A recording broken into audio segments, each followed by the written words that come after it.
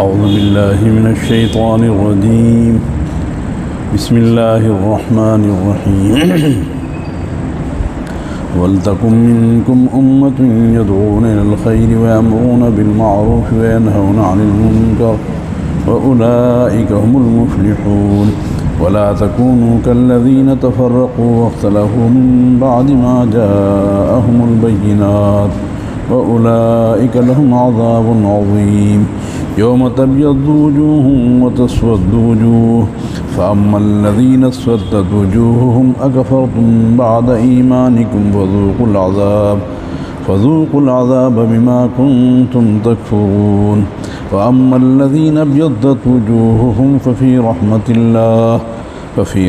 الله هم فيها خالدون تلك آيات الله نتلوها عليك بالحق وما الله يريد ظلما للعالمين ولله ما في السماوات وما في الأرض وإلى الله ترجع الأمور كنتم خير أمة أخرجت للناس تأمرون بالمعروف وتنهون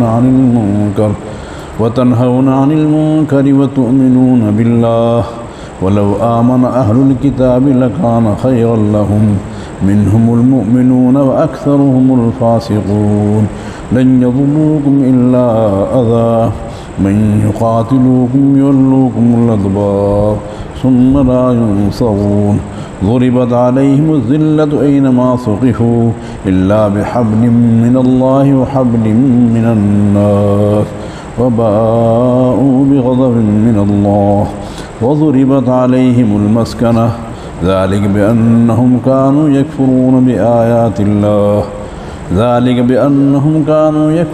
بآيات الله ويقتلون الأنبياء بغير حق ذلك بما عصوا وكانوا يعتدون۔ باری تعالیٰ پہلی آیت میں ہمیں ایک ہدایت دے رہے ہیں، وہ یہ ہے کہ امت محمدیہ میں سے ایک گروہ اور ایک فرقہ اور ایک جماعت ایسی ہونی چاہیے جو لوگوں کو خیر کی طرف بلاتی رہے۔ پورے مسلمانوں میں سے ایک جماعت، ایک فرقہ، ایک گروہ ایسا ہونا چاہیے جو انسانوں کو خیر کی طرف بلاتا رہے۔ اگر ایک جماعت ایسی رہے گی، سارے مسلمان اس فرض سے سبکدوش ہو جائیں گے، سب کے ذمے سے فرض ادا ہو جائے گا۔ اور اگر ایک جماعت بھی ایسی نہ رہے گی جو انسانوں کو خیر کی طرف بلانے والی ہو، تو سارے انسان فرض کے ترک کی وجہ سے گنہگار ہوں گے۔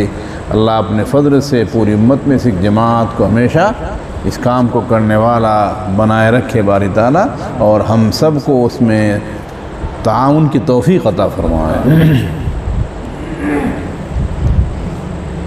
چاہیے کہ تم میں سے ہو جائے گروہ جو بلائے لوگوں کو خیر کی طرف۔ خیر کے معنی خود نبی پاک صلی اللہ علیہ وسلم کے حدیث پاک میں بیان کیے گئے، اتباع القرآن و سنتی۔ اللہ کے نبی صلی اللہ علیہ وسلم نے ارشاد فرمایا کہ خیر کے معنی ہے اتباع القرآن و سنتی، قرآن کریم پہ اتباع کرنا اور میرے طریقے کا اتباع کرنا، اس کا نام خیر ہے۔ اس کی پھر دو صورتیں ہیں۔ ایک صورت تو یہ ہے کہ غیروں کو ایمان کی دعوت دی جائے، غیروں کو ایمان کی دعوت دی جائے، جیسا بھی موقع ہو اس موقع کے حساب سے ایمان کی دعوت دی جائے۔ یہ نہیں کہ ایک دم سے ہم کہیں بھائی ایمان لیا، نہیں، جیسا موقع اس حساب سے ایمان کی طرف لوگوں کو بلایا جائے۔ اور سب سے اہم ایمان کے بلانے میں ہماری طرف سے ہمارا عمل ہے۔ اگر ہم اچھے اعمال پر لگ جائیں گے، لوگ ہمیں دیکھ کر ایمان میں داخل ہونے والے بن جائیں گے۔ ایک انگریز نے دیکھا کہ مسلمان قبرستان میں مردے کو دفن کر رہے ہیں، اس نے اس عمل کو دیکھا، اسلام میں داخل ہو گیا کہ کتنا خوبصورت مذہب ہے یہ، کہ اس میں مرنے والے کے لیے مرنے کے بعد کیسی عزت کے ساتھ اس کو آخری رسومات تک پہنچایا جا رہا ہے۔ ہوائی اڈے میں ایک جماعت ٹھہری، اس وقت میں منع نہیں تھا نماز پڑھنا کہیں بھی، ان بیچاروں نے وضو کیا، وضو کرنے کے بعد سلیقے سے سامان وغیرہ رکھنے کے بعد اذان دی۔ ایک انگریز کھڑا ہوا سارے کاموں کو ان کے دیکھ رہا ہے. اس نے کہا بیٹھے رہو، میں بھی وضو کر کے آتا، مجھے مسلمان بناؤ، مجھے بھی نماز میں شامل کرو. تو ہمارے اعمال اگر اچھے ہو جائیں گے، ہمیں دیکھ دیکھ کر لوگ ایمان میں داخل ہونے شروع ہو جائیں گے. آج ایمان سے دوری لوگوں کے لیے ہمارا عمل بن رہا ہے. اللہ اپنے فضل سے ہمیں اپنے اعمال کو صحیح کرنے کی توفیق عطا فرمائے. دوسری صورت خیر کی طرف بلانے کی یہ ہے کہ اللہ کی فرمانبرداریوں کی دعوت دی جائے، اللہ کی فرمانبرداریوں کی طرف بلایا جائے. ظاہر ہے جو کمی میں اپنے اندر محسوس کر رہا ہوں، زاہد کو چاہے مجھے اس کمی کو دور کرنے کی طرف دعوت دے. مولوی عبد الرحمن کوئی کمی محسوس کر رہے ہیں، ان کو چاہے کہ وہ اس کمی کو دور کرنے کی دعوت دیں. کریں گے انشاءاللہ. اپنے بچوں میں کمی محسوس کر رہے ہو، اس کو دور کرنے کی دعوت دو. اپنی بیوی محسوس کر رہے ہو، اس کو دور کرنے کی دعوت دو. اپنے شاگرد محسوس کر رہے ہو، اس کو دور کرنے کی دعوت دو. لیکن ایک بات ذہن میں رکھیں، یہ دعوت دینا اس وقت ہمارے ذمہ فرض ہوگا جب ہم کسی برائی کو کرتا ہوا دیکھیں یا کسی اچھائی کو چھوڑتا ہوا دیکھیں. ایک آدمی شراب پی رہا ہے، اس وقت ہمارا ذمہ فرض ہے کہ ہم اس کو کہیں بھائی شراب مت پیو.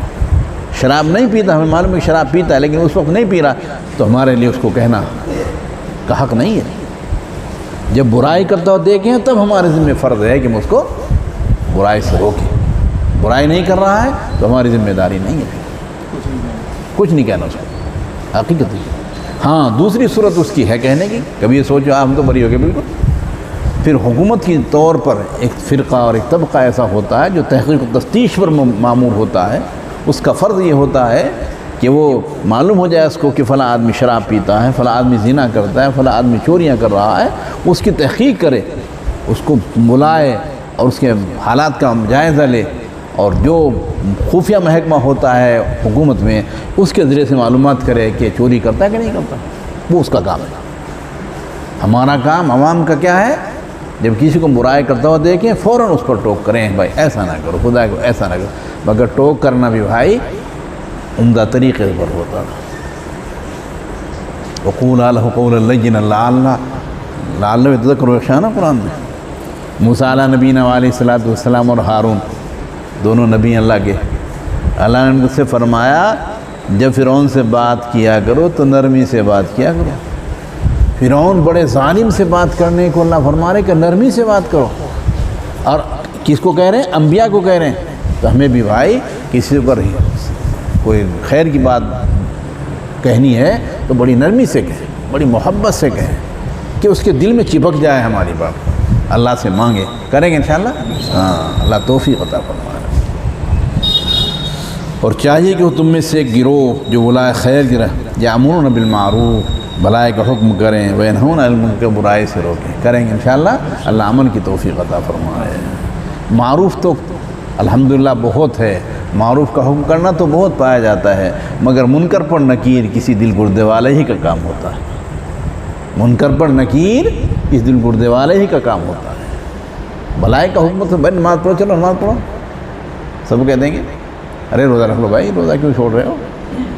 لیکن منکر پر نکیر یہ بہت اہم ہے، اس کا بھی خیال کریں. دونوں جز ہیں، معروف کا حکم کرنا اور برائی سے روکنا، یہ دونوں جز ہیں. آگے فرمایا اللہ سبحانہ و تعالیٰ جن میں دو باتیں پائی جائیں گی یہی لوگ کامیاب ہیں. بھلائیوں کا حکم کرنے والے رہیں گے اور برائیوں سے روکنے والے رہیں گے. اللہ فرمایا یہی لوگ کامیاب ہیں. اللہ اپنے دونوں کاموں میں ہمیں لگنے کی توفیق عطا فرمائے. آگے باری تعالیٰ فرما رہے ہیں ایسے نہ ہو جانا جیسے امم سابقہ کے لوگ ہو گئے تھے، بٹ گئے، جماعتیں بن گئی، گروہ بن گئے، اختلاف کا شکار ہو گئے. عیسیٰ علیہ السلام کے ماننے والوں میں اختلاف ہو گیا، موسیٰ علیہ السلام کے ماننے والوں میں اختلاف ہو گیا. قرآن کریم کہتا ہے تم ان لوگوں کی طرح نہیں ہو جانا، اتفاق کے ساتھ رہنا ہے تمہیں. اور کیسے چلنا ہے؟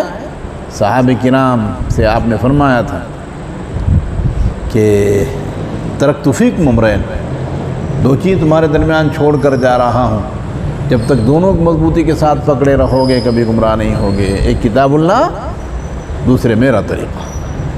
تو کتاب اللہ کو مضبوطی کے ساتھ پکڑے رہیں گے، اللہ کے نبی کے طریقے کو پکڑے رہیں گے، انشاءاللہ پھر ہمارے قریب گمراہی نہیں آئے گی۔ اللہ دونوں چیزوں کو مضبوطی کے ساتھ تھامنے کی توفیق عطا فرمائے۔ اور نہ ہو جاؤ تم ان لوگوں کی طرح جو بٹ گئے، انہوں نے اختلاف کر لیا، بعد اس کے کہ ان کے پاس واضح دلائل آ گئے، تورات آ گئی، انجیل آ گئے، پھر بھی فرقوں میں بڑھ گئے۔ اور بھائی ہمارے نبی نے تو پہلے ہی بھائی خوب بتا دیا تھا ہمیں، امم سابقہ میں 73 فرقے ہوئے ہیں، میری امت 72 فرقے ہوئے، میری امت میں 73 ہو جائیں گے۔ یہ ان کے نقش قدم پر چلیں گے، اگر وہ گوہ کے بل میں گھسیں یہ بھی گھسیں گے، انہوں نے اپنی ماں کے ساتھ زنا کیا، یہ لوگ بھی اپنی ماں کے ساتھ زنا کریں گے۔ اور صحابہ کرام نے پوچھا یا رسول اللہ صلی اللہ علیہ وسلم پھر ہم کون سے لوگوں کے ساتھ چلیں گے؟ آپ نے ماں انا علی و اصحابی، اس طریقے کو اپنانا جس پر میں اور میرے صحابہ، اس طریقے کے پر چلو گے تو پھر گمراہی تمہارے قریب نہیں آئے گی۔ اللہ ہم نبی کے طریقے کو اپنانے کی توفیق عطا فرمائے۔ نہ ہو جاؤ تم ان لوگوں کے معنی جو منتشر ہو گئے اور اختلاف کر بیٹھے، باعث کے کہ آگے ان کے بعد واضح دلائل، اولئک المذاب العظیم، اللہ نے بڑا سخت ان کے لیے لہجہ اختیار کیا ہے، وہ اولئک المذاب العظیم، یہی لوگ ہیں کہ ان کے لیے بڑا عذاب ہے، بڑا عذاب۔ اللہ کا چھوٹا عذاب بھی کتنا ہے، بڑا عذاب کا تو کہنا ہی کیا ہے۔ کل یہاں حدیث پڑھی جا رہی تھی، کل یہاں ہی مسجد میں بچہ پڑھ رہا تھا، امام صاحب پڑھ رہے تھے، اگر ایک کپڑا جہنم سے باہر کر دیا جائے، جہنم کا ایک چیتھڑا باہر کر دیا جائے، ٹاٹ باہر کر دیا جائے، اس کی گرمی اور اس کی بدبو، یہ سارے جانور انسان مر جائیں گے۔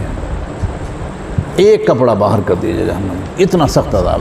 جب اس کا چھوٹے سے عذاب کا حال یہ ہے تو بڑے عذاب کا کیا حال ہوگا اللہ کے۔ اللہ اپنے پناہ میں رکھے، ہمیں اپنے فضل سے اللہ بچا لے اپنے کرم سے۔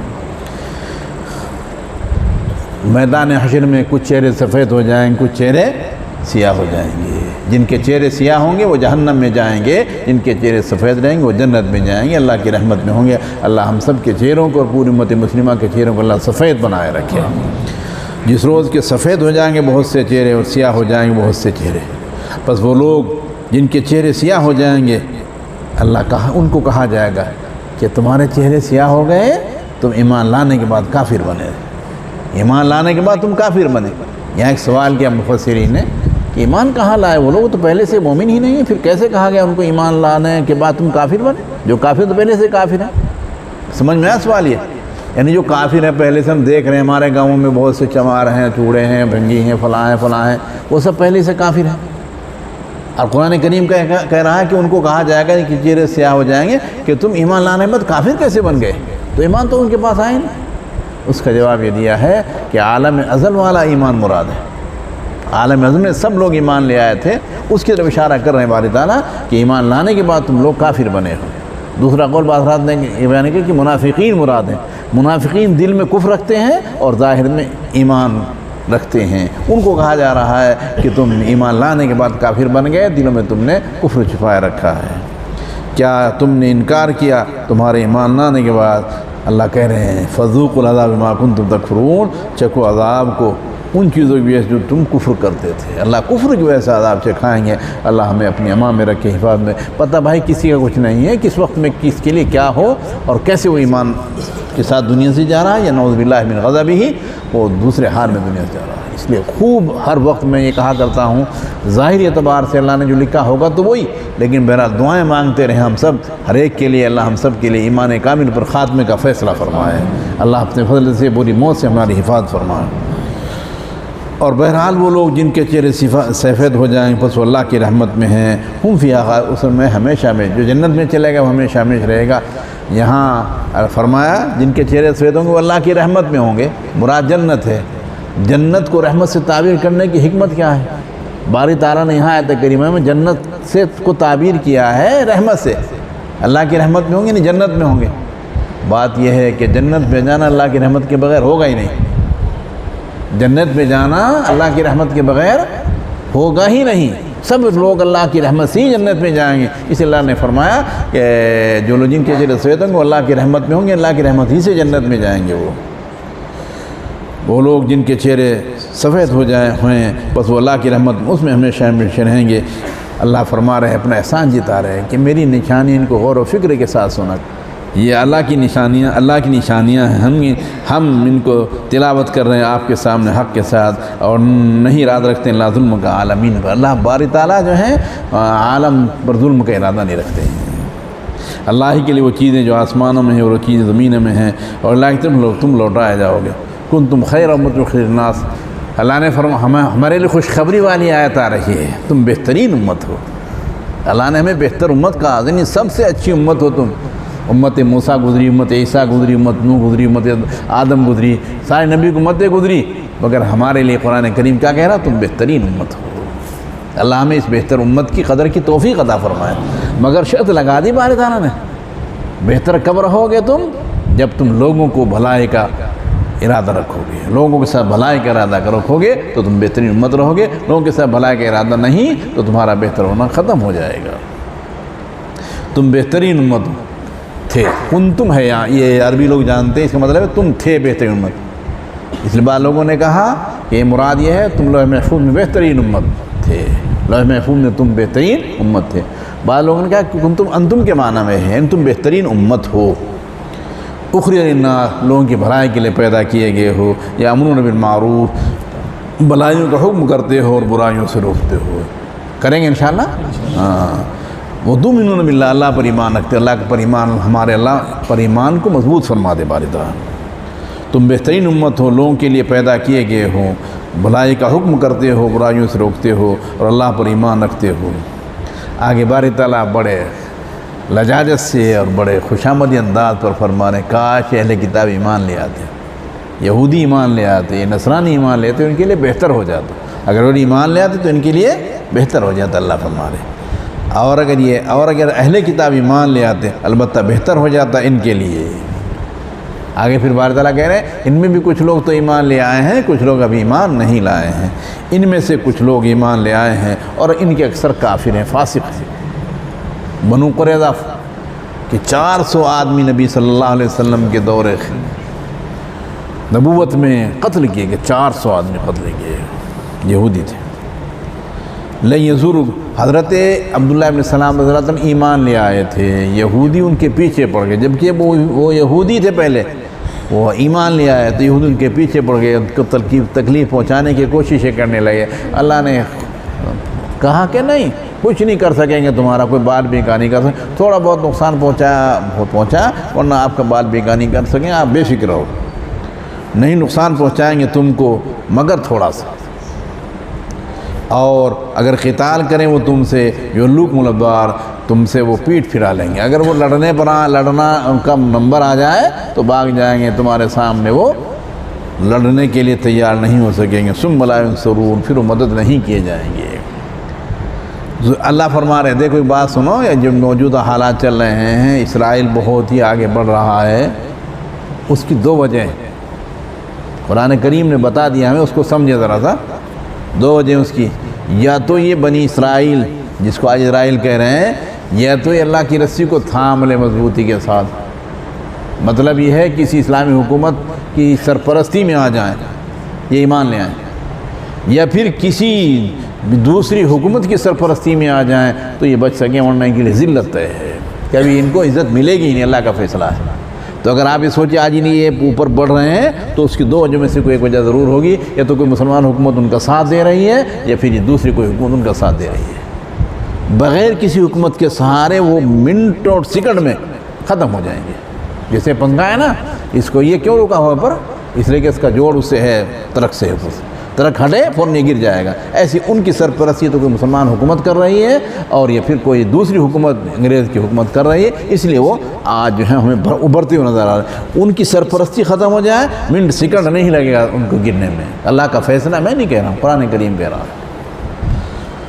ان پر ذلت طاری کر دی جہاں بھی وہ رہیں گے، ان پر ذلت طاری کر دی کہ جہاں بھی رہیں گے وہ، الا بحبل من اللہ، اللہ کی رسی کی وجہ سے، مگر اللہ کی رسی کی وجہ سے یا لوگوں کی رسی کی وجہ سے، وباء بغضب من اللہ، اور لوٹے وہ اللہ کے غصے کے ساتھ، ان پر مسکنت طاری ہے، فقر بھی طاری ہے، ان کے چہرے دیکھیں گے آپ جیسے بھوکا ہوتا ہے، بالکل بھوکا، 100 سال کا بھوکا ہوتا ہے، ایسے چہرے نظر آتے ہیں ان کے۔